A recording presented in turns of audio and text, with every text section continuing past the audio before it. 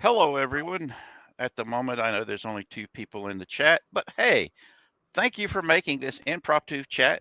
We're here to talk with Ed, the Era guy, about his amazing game, uh, Era Friction, where you get to play a badass action hero, and the other Era games. He's going to tell us all about it. I'm going into this going to be asking questions like I have no idea what the hell I'm talking about. So he can shine, and share what he loves.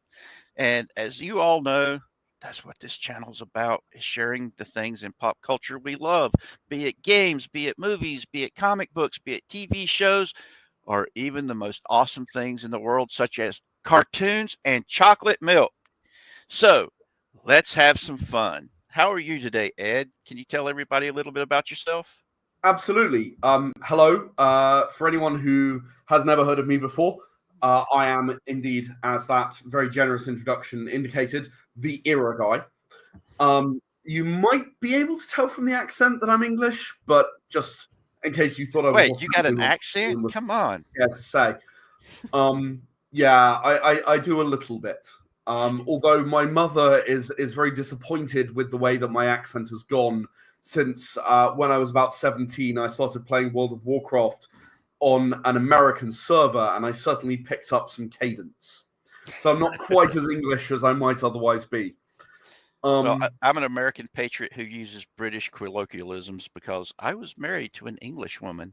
Yes, well, that was a mistake. But hey, anybody out there that's listening, a Cornish woman, yes. A Welsh woman, yes. Those Irish have colloquialisms. Yes. Irish women, oh yes. A Scottish woman, oh yeah, baby. But an English woman, start running. Well, I married a lovely Filipino woman, so I can't really comment on that. Smart move, though they can be quite fiery. Oh, definitely. So I decided about 12 years ago that I wanted to change the direction that my life was going. And I was, at the time, I was a graduate in computer science from the University of Durham, here in the UK, which is it's a very good university, especially for computer science. It's my job applications as a developer were taken very seriously, and I managed to find myself a good job. But I'd already kind of realized that I didn't want to be a developer for the rest of my life. It didn't suit my temperament as well as I thought it might. And what I realized was that my real talent lies in, let's say, project management. Mm-hmm. I am most multitaskers are better at management. I'm very good at motivating people, at helping people achieve their own potential, and also at the common sense aspect. I credit my parents for teaching me all about that. But what that resulted in was me beginning to, following a 2-year journey, which ended with the creation of my first tabletop role-playing game, which you can actually see right here behind me on the camera, Era the Consortium. Mm-hmm. Now, this was a science fiction game. It was intended to deliver something very specific, which I'm sure we'll come back to in a minute. But what it really behaved as for me is an example of what I can do. And during the time that I was working on Era the Consortium, I was also changing my life in another way, in that I was really becoming that project manager. I changed my role within my company. I was given an opportunity and I grabbed it with both hands. And 10 years later, I have published 200 books. That is tabletop role-playing games, card games, novels, comics. I've done a movie. You can see that up there. That's the movie that I made. I've done audio dramas. I've done animation. You name it, I've probably had a go at it at some point. And it's been a very long creative journey. I've gone on stage and talked about how to be creative, how to make your projects become a reality. because I firmly believe that anyone can be creative, and anything that I can do to help someone else be creative, I feel like it's my responsibility.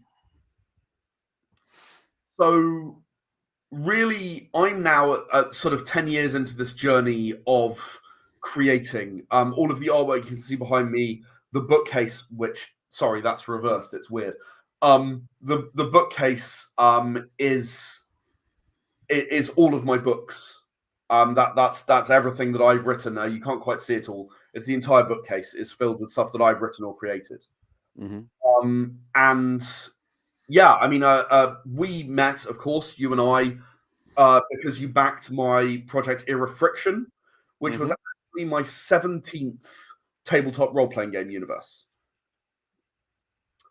In it, as you said, you become an action hero. In fact, I've got the book right here.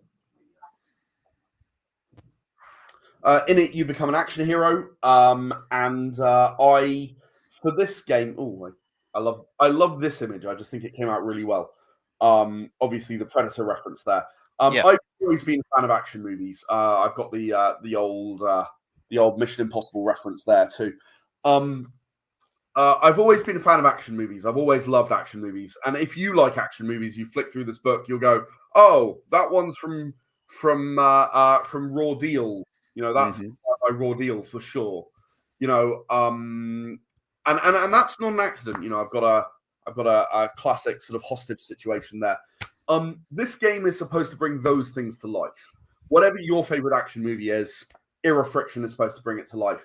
And it was a new version of my rule set. For the first time in 10 years, I changed exactly the way the rule set works to make what I call Era D10 light, to make it a more accessible, easy to play game, especially for beginners who maybe aren't so experienced in tabletop role-playing games. Yes, a lot of people nowadays, a lot of the kids nowadays aren't really into the tabletop stuff because they've gotten so into the video games. That's definitely true. And I was the same. You know, I grew up in the 90s, and I didn't know. I was born before, but most of my sort of formative gaming experience was in the 90s. And I didn't know. You know, I didn't know that tabletop role-playing games existed, really, until I got to university and joined the Tabletop Role-Playing Game Society there.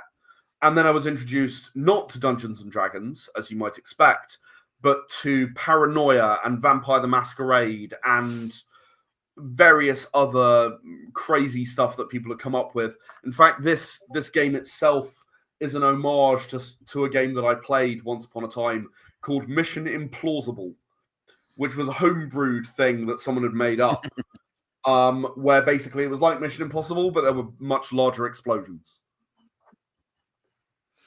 Sweet.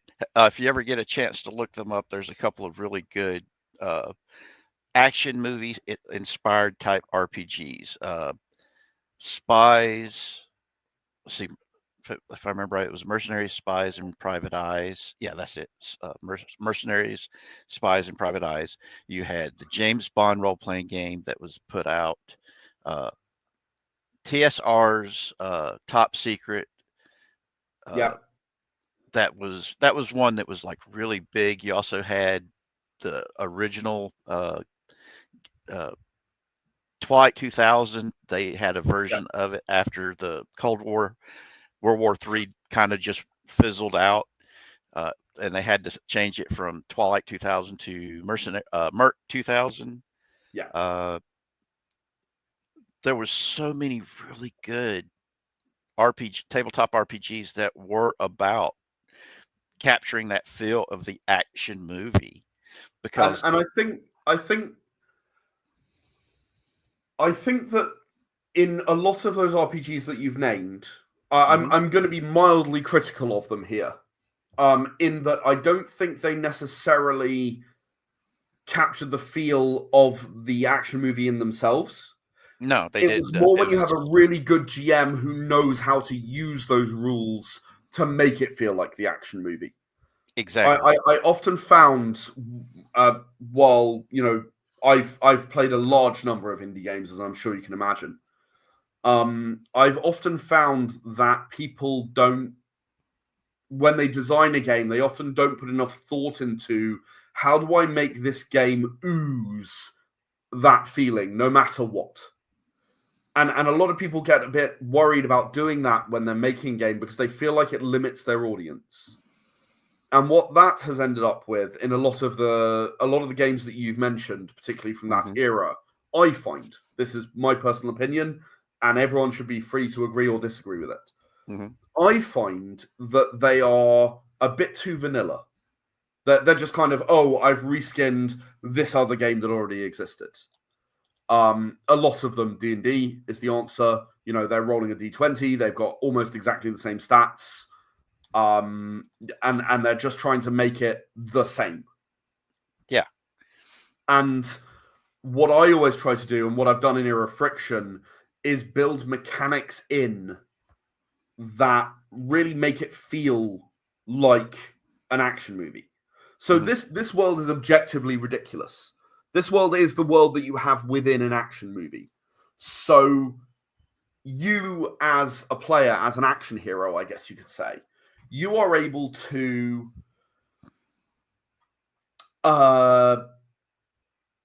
adjust reality in Era of Friction. You're able to change things, and that's through the use of something called friction points, which, they're designed for when you have that little bit of, things are not working and you got to do something, hence the name friction points. Yeah. And by behaving like an action hero, you build up friction points. And by, when you want to, the classic action hero thing would be you're firing your gun and you can somehow fire 20 rounds from a 10-round magazine. And anyone who knows weapons looks at it and goes, whatever, I don't care. That's a thing you can do in this game specifically by spending one of your friction points that you've earned. And then you can spend friction points on other people or on the group's benefit. During one of the playtests, we had a guy who was playing like the Transporter, the Jason Statham character from the Transporter movies. And they were on top of a skyscraper that was, I can't believe it's not Nakatomi Plaza. Yeah. They were under attack and there were helicopters full of ninjas on the way because reasons. So they pulled all their friction points and made a car appear on top of the skyscraper. No one knows how it got there or where it came from or whatever. It had never been, like, the camera had never quite seen it, prior to then, if you know what I mean. A True Lies moment. Yeah. And this car just appears. So this transporter guy hops in the car, drives it off the edge, jumps out just before it drives off the edge, and hits the helicopter with it to blow up the helicopter and take out the ninjas so they didn't have to fight on the rooftop. Because why not? If you want to use your friction points for that, go you. So the idea behind this game is that ridiculousness. Like, it's supposed to embrace that insanity that really makes action movies special, if you know what I mean. They don't have to be logical, or at least they didn't in the 80s and 90s. I was privileged to watch a preview of a movie recently that really captured some of that spirit. Yes. Very modern. It was, I forget what the name was, and it was a preview of it. And I can't talk too much about it as a result, but what I can say is it starred John Cena and Idris Elba. Oh, I like them. They're really good. And it was good fun. It was a really good fun movie. And I watched this movie and I thought, if this had been made in the 80s or 90s, this would, like, they felt like they had to explain a lot of stuff. And I'm just like, dude, it's an action movie. Like, we all know, we all have these unspoken rules about action movies from the 90s that make Commando work for some reason. Exactly. Lean into those. Just accept you're making an action movie and accept that it's allowed to be a bit zany and ridiculous, and accept that you're allowed to do the odd deadpan ridiculous line and so on. Don't try and explain why. Just do it and move on. Exactly. That's what makes the action movies work. The last action hero when that came out, it completely made the kids sitting there talking about how none of this makes any sense. And you're accepting it like it does, and all the fictional and Arnie is just sat there going, "Yeah, well, I mean, that's the world we live in. What are you going to do?" Exactly. And that's why I And like when you said that that's each of your exactly the kind of games, world I was trying to capture. You got it spot on there. and that's the I mean, that's what makes the action movies fun. That's what Yeah, makes the game fun. they I don't can have take to make sense. I could take almost any game system. One of my favorites to use to build a lot of the character work that I do is the D20 Modern. If you've ever seen Sidewinder Recoiled, Oh, I thought for a moment there I do have D20 Modern here. I don't. I've got D20 Future here. oh, D20 Future's the same system. It It's more or just less is the same thing. Yeah, no, I've got a D20 Modern expansion book, but not actually D20 Modern on my bookshelf over here. it's I've always felt that if you're going to understand and write your own games and criticize other people's games, you got to validly know or them invalidly, you got to know it, right? You exactly. can't just go, oh, I come from a position of knowing nothing. I just think it's crap. Yeah, That's you can't do that. It's just not a thing. yeah. It's like with anything, you've got to understand the other side's Absolutely, arguments. absolutely. That was the And thing about I think, my considered opinion, having studied many role-playing games, is that the D20 system is not a good representation of reality, yeah, nor is a D100 system. They both have severe problems, and for the most part, you end up doing large amounts of arithmetic, which take the majority of players out of the moment in yep, order to account for those problems that just exist within the system, fundamentally because you are rolling one dice, and that's what that does. yeah.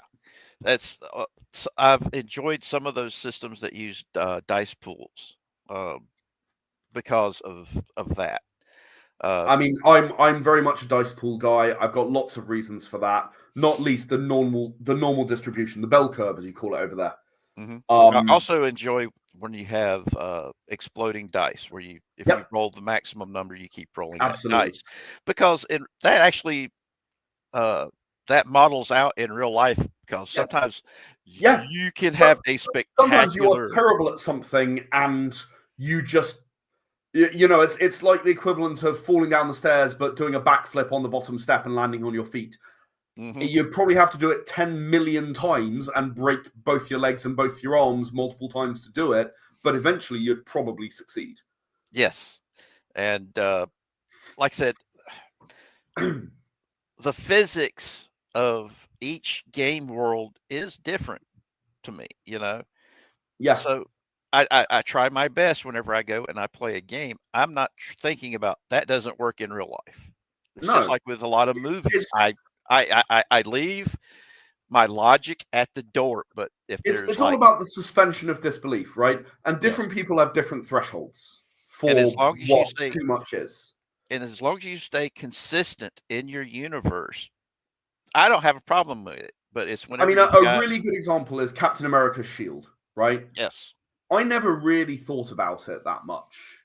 Like I'm in there, I'm watching this thing bounce around. It makes no sense, like physics wise, it makes no sense whatsoever. But you're just like, fine, whatever. It's made of unobtainium. I know it's called vibranium, but you know what I mean. Like you look at a thing and it's behaving in a way that is impossible, and you just go, it's made of this special material. It's magic. It's fine. I'm a big sci-fi fan, huge sci-fi fan. I've been a sci-fi fan all my life. And Arthur C. Clarke, his quote about magic and advanced technology is the point here, right? exactly. It's so advanced, it's magic. You don't understand how it works. But when I started to apply that to real life, the internet is magic to most people. Most people, I happen to be a computer science graduate, as I alluded to earlier. I understand how the internet works, more or less. Like, I've got a reasonable high level understanding. I wouldn't be able to like reconstruct it if it was self destruct, but I've got a reasonable high level understanding of how computers speak to each other and why and in what way the internet works. Hmm. To most people in the world, it is just magic. There's a place you can go by opening your phone or your computer. There's a place you go that has all the stuff that you want. Cool, fine, awesome, great. Whether it's YouTube or Wikipedia or whatever, it's there. It's out there somewhere. There's there's a group who I really, really like, Viva La Dirt League. I find them hilarious. I really do. And recently they just released a video about sending things into the cloud. Mm-hmm. And the dumb manager of the store is like putting balloons on his paperwork so they'll float up into the clouds. And that just made me think about that, because at the end of the day, it's basically magic. We live in a world of magic. I don't understand how the interior of a car works. Like, broadly, I understand the physics, but I could not point at every component. I don't drive. I live in London, so there's very good public transport here, quite famously. Yeah, those double-decker and triple-decker buses are so cool. Only double-decker, but there's also the underground, the London Underground, what we call the Tube. There's basically, you can get anywhere you want to if you're willing to walk for about 10-15 minutes at each end. Like, you can get anywhere you like in London. It's less true outside of London, but really I don't go outside of London that often. So yeah. If you ever but I couldn't point at this component in a car engine and say it's this and it does that. To me, it's more or less magic. I turn the key and it goes. Right? I'm capable of driving. I've passed my driving test or whatever, but I just don't own a car. And I've never had to do any serious kind of maintenance on a car. So that's one of the things that I can't wait to show my son when he gets here. The thing is, right, we live in a world of magic, and people who say, oh, I can't suspend disbelief for this, I often look at them a bit funny, because I'm like, well, you're okay with using the internet, right? Do you understand how it works? No. Okay, well then why can't you agree that, I don't know, there's a cranial implant in your head that connects to other cranial implants that you want it to connect to? Why is that a problem for you? Exactly. You don't understand the internet. It works the same way. Same kind of magic. Yep. And now I'm going to start singing the Highlander theme. That's still one of the best soundtracks out there. Well, I mean, I love Queen. I always have, ever since I first really came across it as a young teenager. But I've been listening to them since they gave 110% to that, and they didn't have to. That's exactly the thing. They didn't have to put that much effort in, but they wanted to, and they chose to, which is very cool. They put their emotion and their love into it, and when they saw that their fans loved them back, they loved their fans even more. I will say one thing about It's a Kind of Magic, though. When I first heard it as a young teenager, I had not seen Highlander. Oh, wow. I had read Foundation. Yes. And I think it is a better theme tune, even to this day. I think it is a better theme tune for Foundation than it is for Highlander. And I will die on that hill. Just like Sean Connery in Highlander. Spoilers. Yeah. Highlander is one of my favorite movies.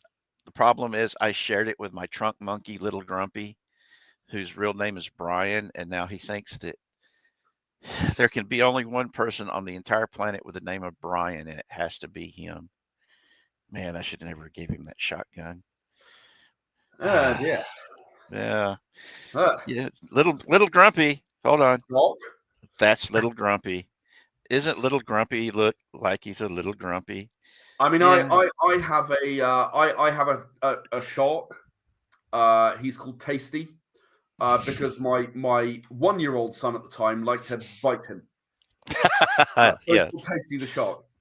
Because I once asked, is it tasty? And he said he decided the shark's name was Tasty as a result. And Tasty, the shark, just watched Sonic the Hedgehog 2 with us. Yes.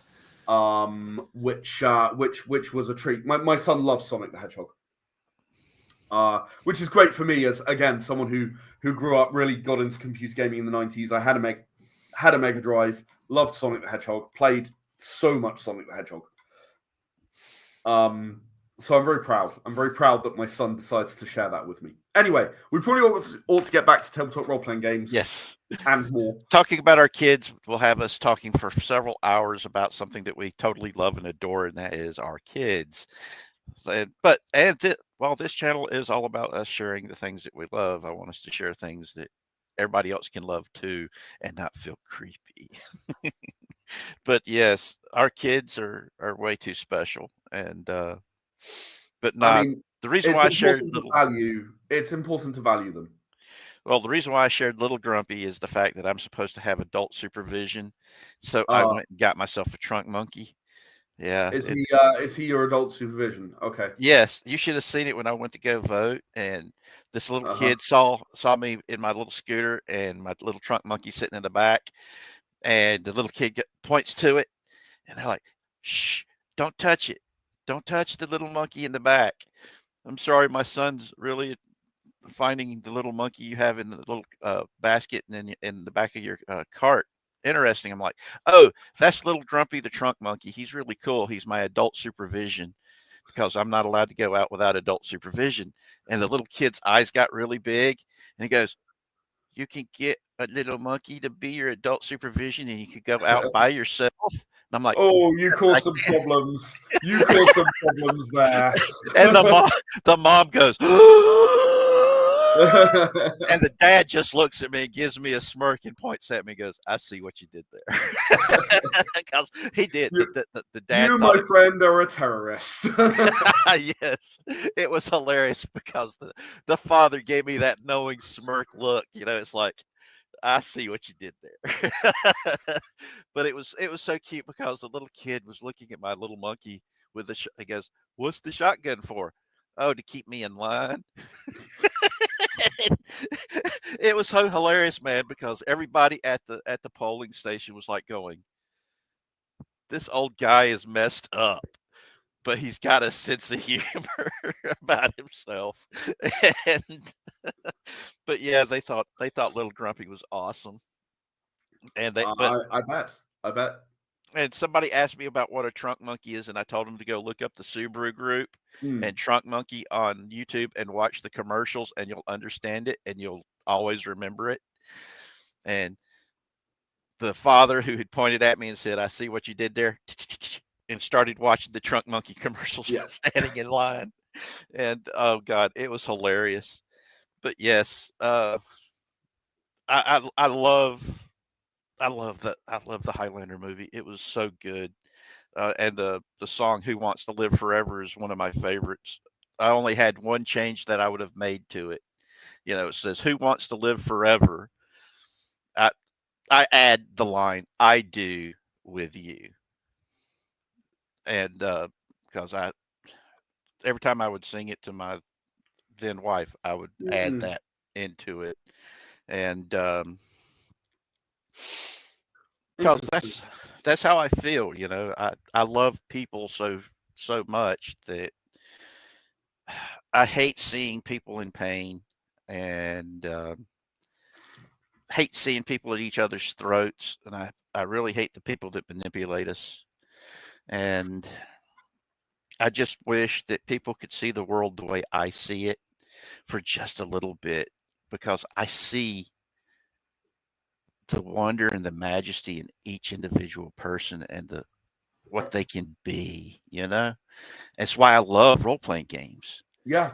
is because It, in role playing games you can be yeah. People anything. throw off those limitations they put on themselves. Hmm. It's one of the most inspiring things. I once ran at a convention, and this dad comes up with this kid. He's absolutely impossible.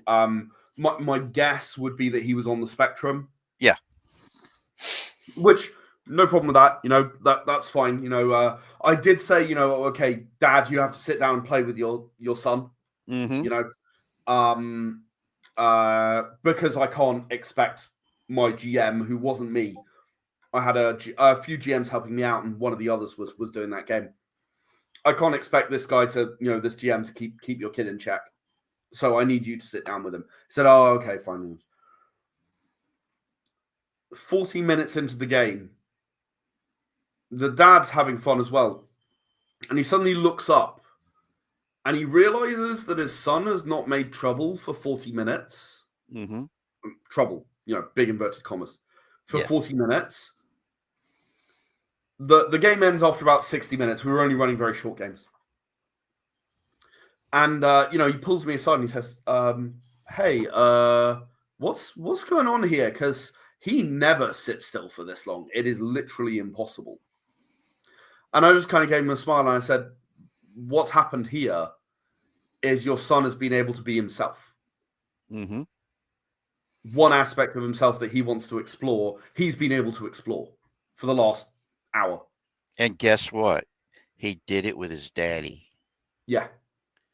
He got the opportunity to do it in a way that he would not be judged on in the way that he often would be. Mm-hmm.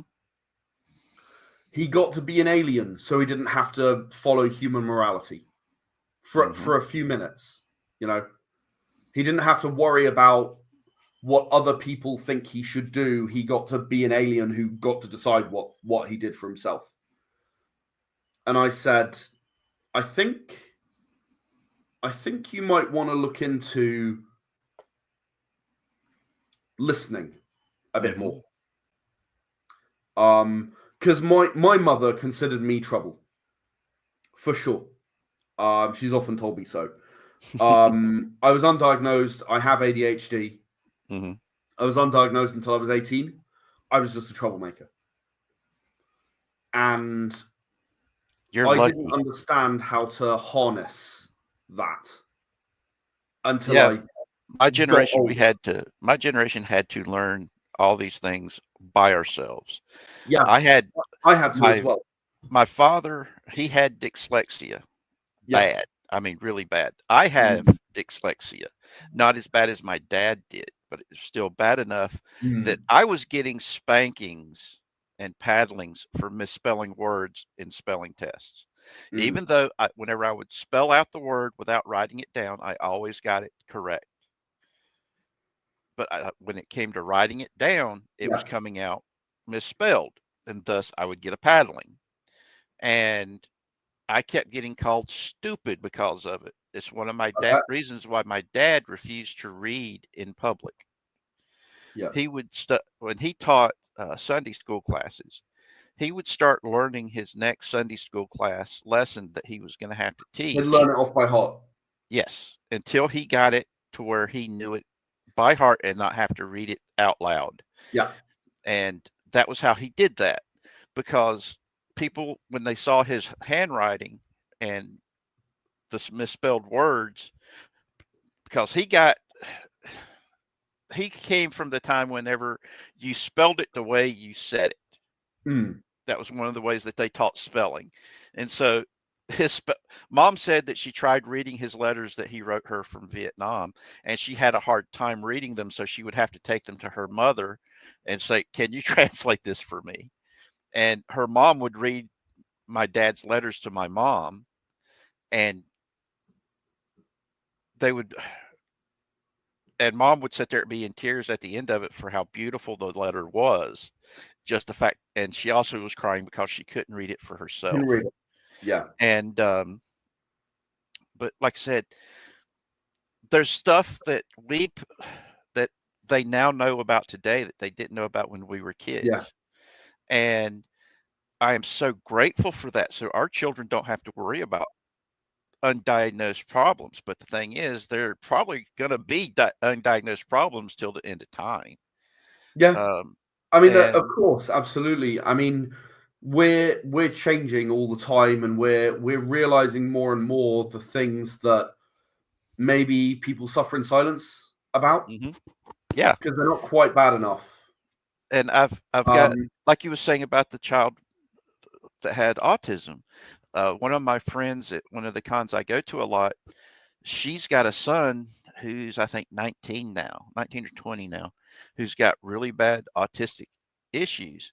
And I was explaining to her that one of the reasons why lots of people being around him making a lot of noise hurts him is because a lot of autistic children and people have heightened senses of hearing and senses of smell, are their visual senses. They also process differently, from what I understand. And I'm not an expert on the subject, but from what I understand, they tend to struggle more to block things out. Yes.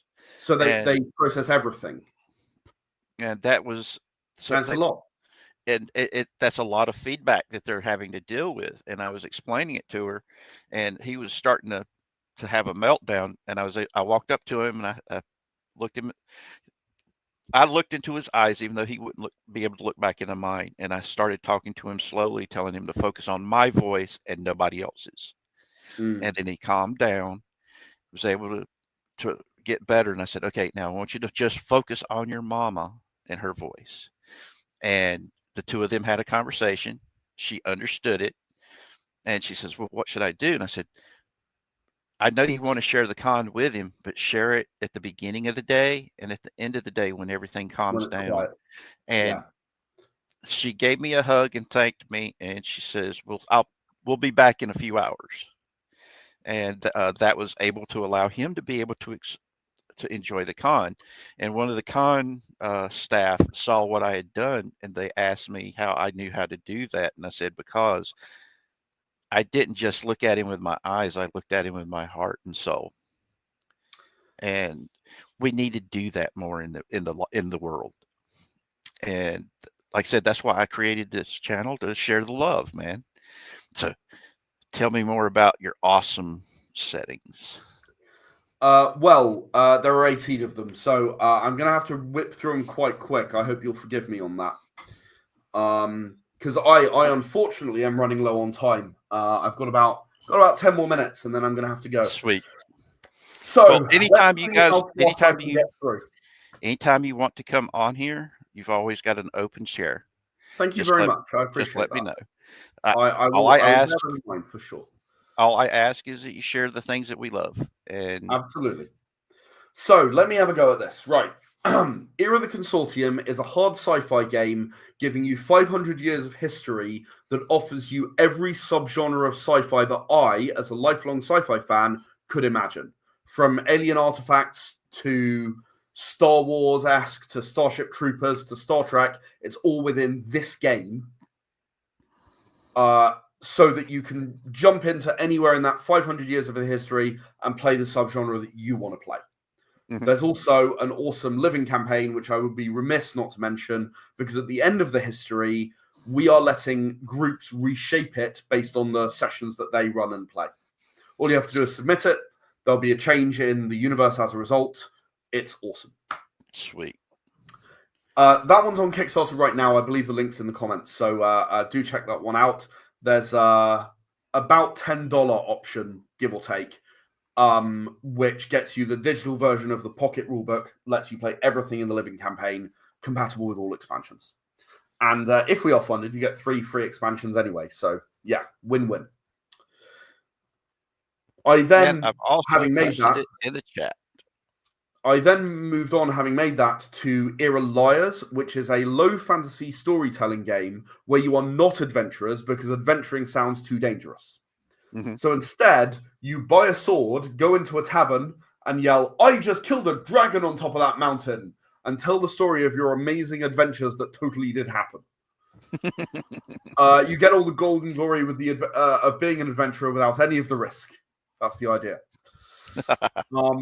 Obviously, the name Liars is a reference to bards and also lying. Lyres. I love me a pun. Era the Empowered is a superhero tabletop role-playing game. Similar to Era the Consortium, I want to give you every subgenre of superhero story within a timeline. So there's a timeline.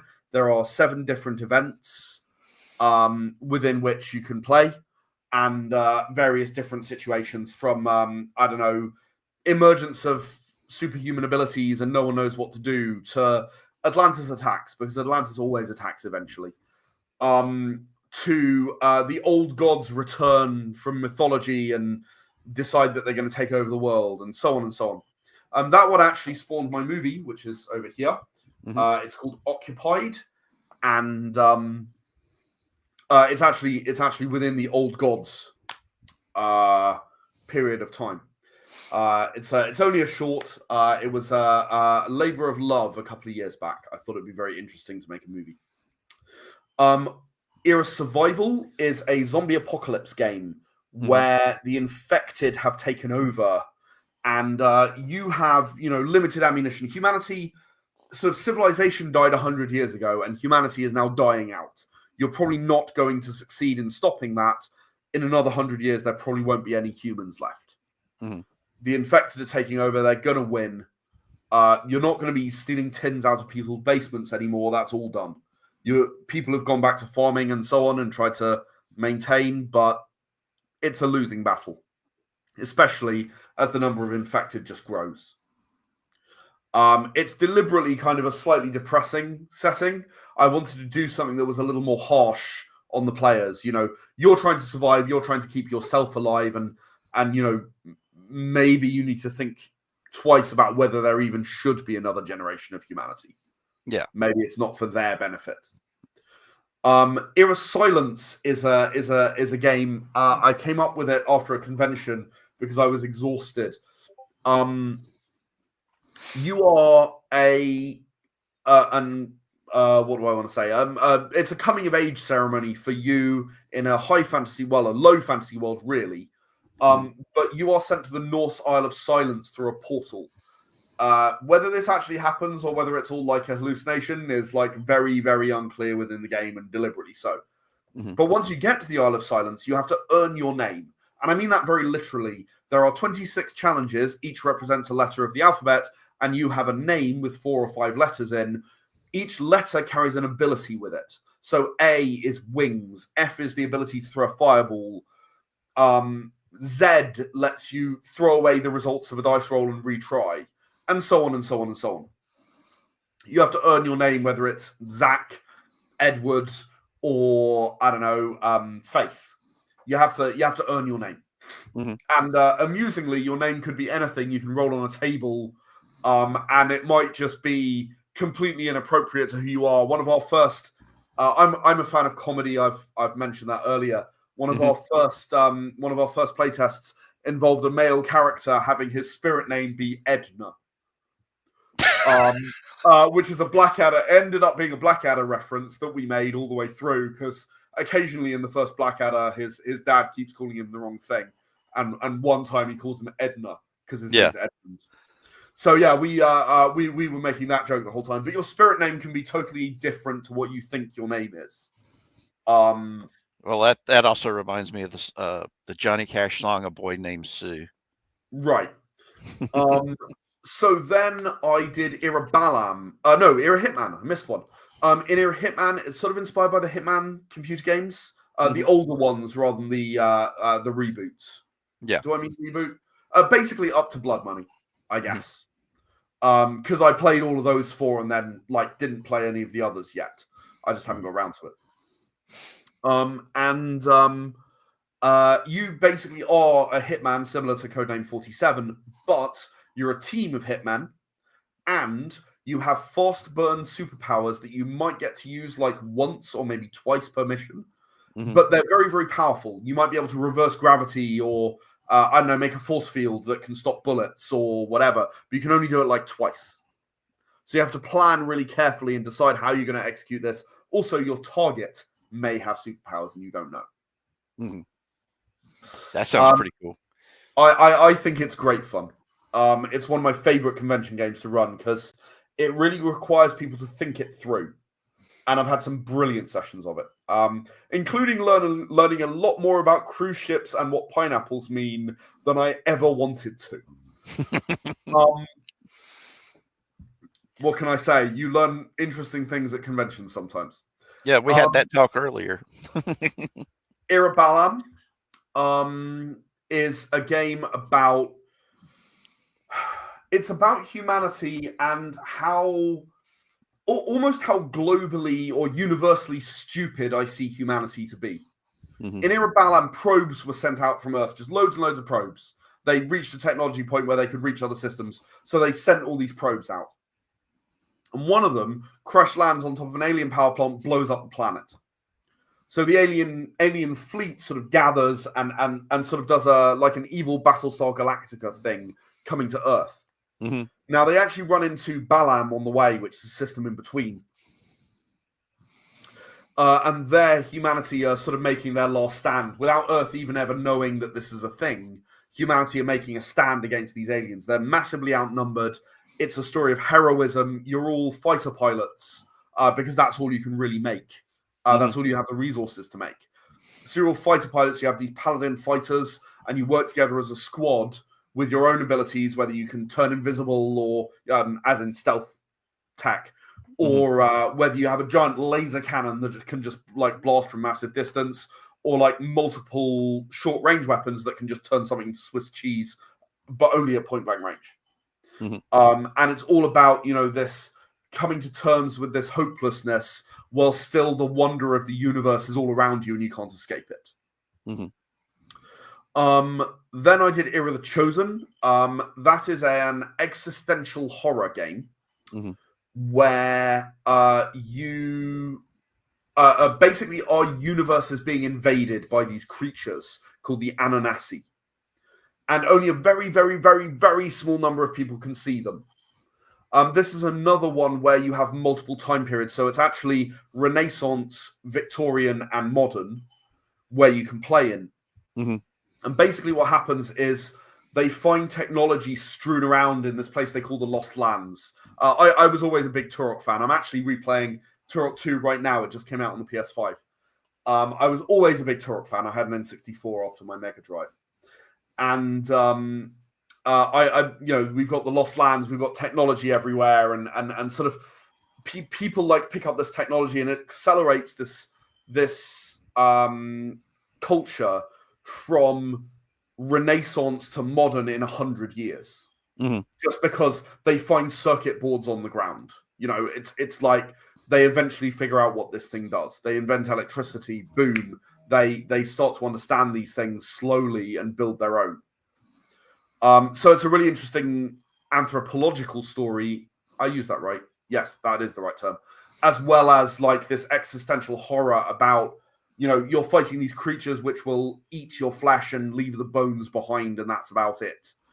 And you'll gradually build up this fear to the point where you are unable to serve any longer. And that's what Era the Chosen's about. I made Era Lost Legend, which is a Final Fantasy inspired game. It's got elements that have been likened to all of them, but it's sort of my Final Fantasy game. Lost Legend is. It's got all of the pros and cons of being a JRPG. I've always felt very strongly you need to have the flavor of it, even the negatives. Like, you are tempted to go on a grinding spree to level up, because that is one of the things that happens in a JRPG when you play it. I wanted to include that, but at the same time, you've got these ethereals which can use magic, and the corporeals who use weapons, and together they're strong, but apart, together they can beat an army, if they work together. Yes. But apart, the ethereals don't even exist in our world without being linked to a corporeal. So that's a really fun story of sort of duality and all about that. We've got and I'm resisting turning my head because I could just turn and look at my bookshelf, but I want to see how far I can get without missing anything. So I've got Era Forbidden. Era Forbidden is another post-apocalyptic game, but a bit different. Into a modern world, angels and demons just suddenly appeared and started kicking the crap out of each other. They didn't really care about humans. I mean, demons care about humans as a food source, but that's about it. Angels don't care about humans at all, except, they might get trodden on because they're in the way. Humans found that if they pick up an angelic or demonic artifact, we call them remnants in the game, they mutate and become stronger. They become forbidden, which is what the angels call them, because they do not like the idea of something being, I wouldn't say strong as the strongest angels, nothing like that. You're like as strong as the very, very weakest end of the angels and demons. But the angels don't like the idea of another group coming into their war. And Forbidden. It's actually a game that's designed for 1 or 2 players and a GM. So it's designed for small groups. It's been very effective for that kind of group in really, because it puts the pressure on the players a lot more to come up with a good answer rather than just any old answer or going guns blazing, because you will lose if you go in guns blazing in Era Forbidden. We've got Era Dragonsong, which is my high fantasy offering. I've never actually got it beyond a rulebook primer about 40 pages long. Ironically, it was the second game I made, but like the 12th or 13th game I published. Mm-hmm. This is a world where everyone has magic. Giant floating Archaeopolises are in the sky, chained to the ground by an unknown force eons ago. Occasionally they fall to the ground, and within them, it's not riches so much as magic, new magic that can be found within. Mm-hmm. People go dungeon crawling to find what's within a fallen Archaeopolis. Sweet. That sounds like fun. It is fun. It's one of my least fleshed out games because obviously with D&D owning so much of the fantasy market, it's very hard to go, right, I'm going to spend loads of time and effort on a fantasy game, which everyone's just going to go, oh, but D&D is the thing I know, so, I'll do that. Yeah. Very frustrating. Yeah, you've also got Pathfinder that's tossed in there now, too. Yes, of course. I've got Era Dead West, which is a like a Wild West kind of thing. Mm-hmm. I can do my incredibly bad American accent, but I'm not doing that. In this game, demons emerge from portals and sort of grab cattle or people, and only the gunslingers working together can ever defeat them. A handgun does a certain type of damage, and a rifle makes it real. Like will actually kill them, whereas the handgun will sort of whittle down, and then you convert it into health damage from doing the rifle shot. But the rifle on its own will do very little. Mm. And you can upgrade your weapons in this game. You can add scopes, you can add extra barrels, you can, whatever it is you want to do, you can do an extensive form of upgrading, which I designed specifically for this game. That sounds like fun. I am now going to have to turn my head, but I've done pretty well. To be honest. I've got Era Kaiju, where you literally play as a kaiju. You play as a beta kaiju or group of beta kaiju. And if you want an example of that, a bit like the Mutos in the Legendary Godzilla, the first Legendary Godzilla. Mm-hmm. So you're like a smaller, weaker kaiju, but by numbers, you've only got one ability, whereas I would say Godzilla has like 4 or 5. Yeah.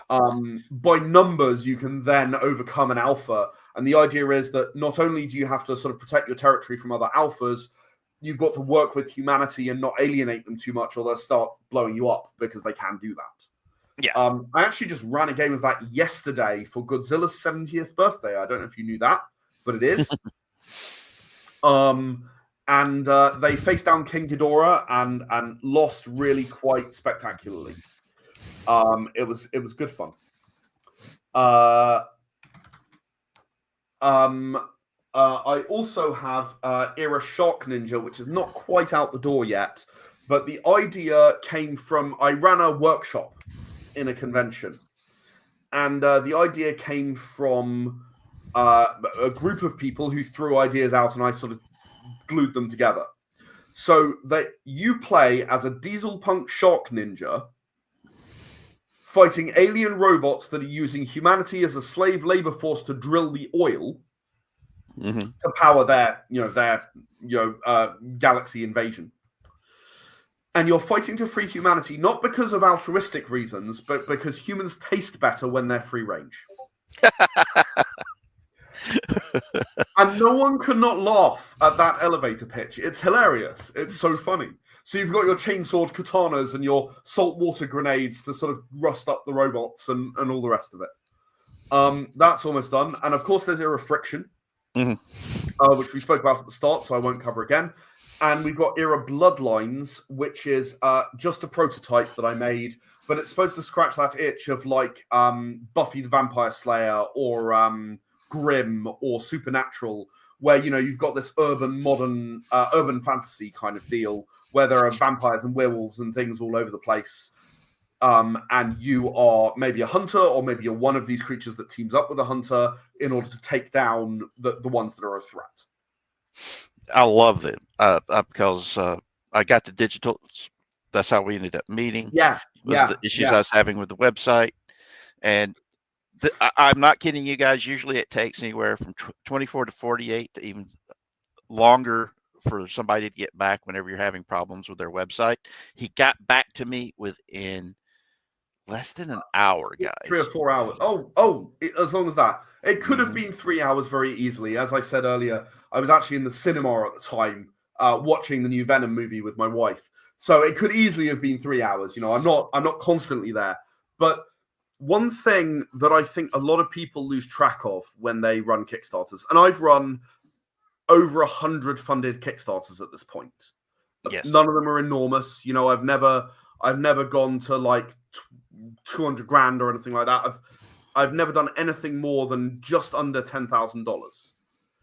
However, I think that if you're going to support my project, it is a duty that I have to make sure that what you have paid for is delivered to you. Yeah. There's just no other choice to me other than delivering your reward to the best of my ability. And I'm not perfect, and I am a one-man band, and my website was broken at the time, and I'm sorry about that.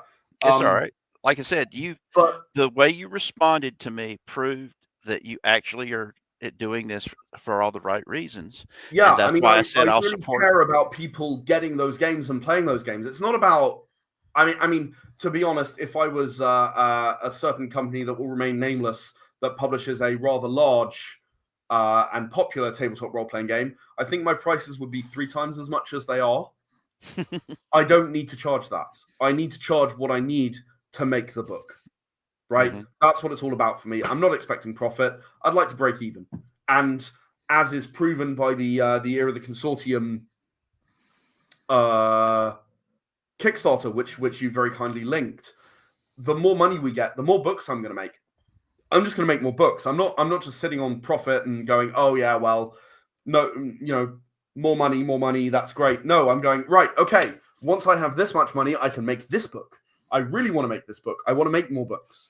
We've got 18 expansions on Era of the Consortium. Offhand, there are probably 9 or 10 on Era Survival. I make them because people want me to make them and want to experience more of the world. That's why I do it. I don't do it for personal glory or any of the other reasons that some people, I think, create tabletop role-playing games. I create tabletop role-playing games so that you can enjoy them. That's what it's all about. And that's one of the reasons why I'll be supporting you.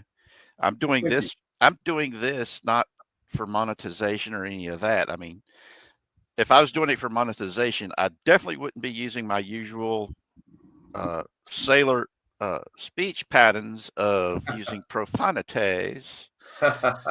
Now, would I? No, indeed. I have so I'm doing this to share the love so I can get people to start seeing each other as human beings again. I think it's really important, and I know that America has recently gone through a very difficult time regarding seeing each other as human beings. We also have gone through that difficult time recently. Every human being is worthy of respect, whoever you are. There's a friend of mine who's particularly political, who likes to say horrific things. And you know what? I just say, do you really want to be the kind of person who says that, who thinks that, who believes that? Because those are the people that you're criticizing for that reason. You're saying, I don't like them for this reason. And I'm saying, do you really want to be someone who's wishing someone else dead? Like, is that really who you want to be? I don't think anyone really should be that. Me, I do my best not to. I don't wish anybody dead, but I do wish consequences on some of the people that have been calling for people to die. I think that you have to not accept that kind of language, and I think you have to condemn it. Consequences is not my area of expertise. I don't know, right? Well, when I say consequences, I mean if you're sitting there calling for somebody to be murdered or something, I think that's when there should be a knock at your door by the cops sitting there saying, "Hey guys, you're perhaps so." going Yeah, too I far." mean, you got to stop doing this. I certainly condemn anyone who wishes death on anyone else. That is just wrong. Yes, and I've gotten ever since I got onto social media, I had been getting death threats. I'm sorry. That's people terrible. calling me all kinds of things other than a child of God, and it frustrates me. I've died 5 times, and when I say dead, died, I meant 40 minutes, 20 minutes, 10 minutes, and so on, of being dead and being in paradise and begging and pleading, please don't send me back. But he kept sending me back. He wouldn't tell me what it was I was supposed to do, just something that I have to do it because I'm the only one that can pull it off. So I'm sure you will work out what it is that you need to do. that's what I'm hoping I'm doing right now is Maybe so. is reminding people of the things that we love, that we hold in common. I mean, I love role playing games. I love my favorite thing in the world is what? Chocolate milk, Chocolate milk, and cartoons. cartoons, and my kid. Okay. Yeah. Goes without saying. Yes. So I want us to share what we love and start realizing we're all human beings and maybe, just maybe, make the world a better place again. And we've, On that note, I think that is a brilliant note to end on. I am going to have to go because I am out of time now. But well, I love I you, just want brother. to thank you And one more time for having me on, no problem. talking to me, for listening to me ramble, and anyone who's still with us, thank you as well for listening to me ramble for ages. Please consider checking out Era the Consortium.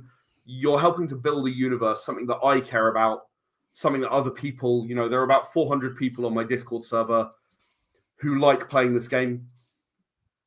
Not all of them are in a financial position to back the project. I'm not holding anyone, holding a gun to anyone's head to do so. Please think about it. Check it out, see if you like it, and if you do, please come join us because it's a great community, and I don't think you'll regret it for a moment. It has so far been an amazing community that I refer to the communities I have here on YouTube as a family instead of community because we pray for each other, we think about each other, and we care about each other. That's what I'm seeing on his Discord. So if you want me to, and if it's okay, I could post your Discord link if Please you'd like feel me to. free. If you want to come and join us and try a tabletop role-playing game that otherwise you might never try, whichever one it is, I've just listed the vast majority of them. I don't think I missed any, but I also feel like I did. I'm just not sure. If you want to try one, come and ask. We've got a whole thing where you can just go and say, hey, request a game. I'd really like to play this game. Can someone arrange one for me at these times? Right there you go, Everyone guys. is welcome. If you want to sit down and play a tabletop role-playing game, I don't care who you are. I'm not going to ask for your life story. I'm not going to ask you anything other than, are you going to take this as seriously as everyone else at the table? Are you going to have fun? Are you going to immerse yourself in a world? And take it seriously does not mean you can't make any jokes, but it does mean you don't go, oh, this is crap. Don't like this halfway through the game and disrupt other people's playing experience. That's it. If you want to be there to play a game and have as much fun as you can playing the game, even if it's not for you and you decide it's not for you by the end, all I ask is give it 110%. You're welcome. And that's all we can ever do in life, man, is do what we can with it. And absolutely. So yeah, I hope everybody had a great talk with you today and inspired you. I hope it inspires y'all to check out the Era games because several of the games that he mentioned, I'm very interested in. I'm interested in the Empowered because I love superhero games. After all, look at my avatar. I was thinking that's not exactly a massive surprise to me personally.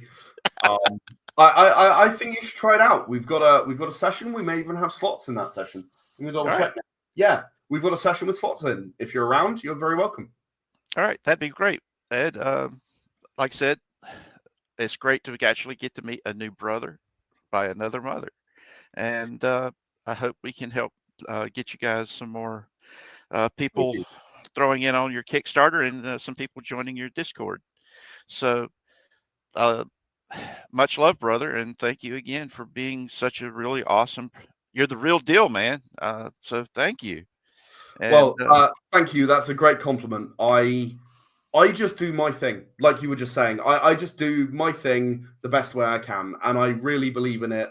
I really believe in what I'm doing. That's it. That's all it is. And if that makes me the real deal, then I'm honored that it makes me the real deal. That's Thank you.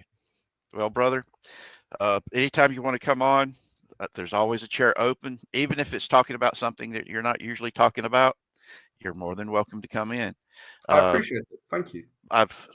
I have, like I said, I'm here to share love, man. I want everybody to learn a little bit about what's out there in pop culture, because who knows, you might not have known about this, and Brings one of the people games together. that he's brought up is something that you might enjoy. So share the love, Absolutely. guys. Share the love, and I'll see y'all later. Y'all be blessed.